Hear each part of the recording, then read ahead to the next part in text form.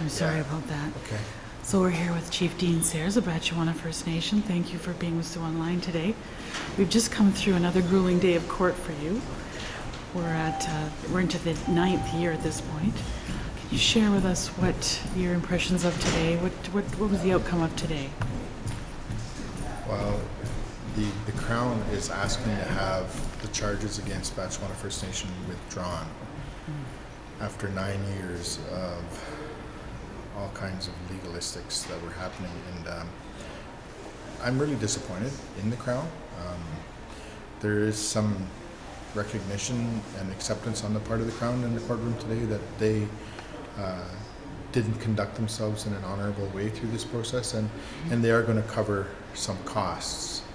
But regardlessly, it's not addressing the underlying jurisdictional issues.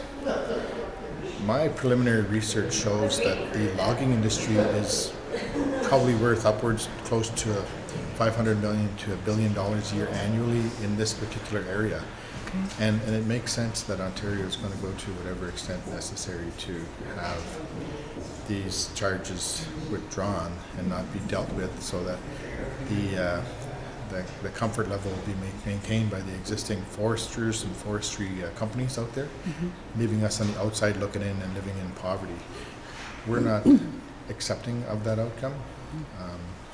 We are really concerned that there was an abuse of the system on the part of the Crown here, and we're still giving consideration to many options on what our recourse would be. But the judge didn't make a decision today. He will be making a decision January 30th, where he will determine whether or not he's going to allow for a leave to withdraw on the part of the Crown. And he's also going to be awarding costs on that day. And I think there is a certain amount of compensatory relief that's needed in this particular instance, but I also think there needs to be punitive damages. I think that there needs to be punishment, there needs to be discipline, and there was a lot of talk about that in the courtroom today, that the Crown needs to be disciplined for their treatment of Indigenous people today.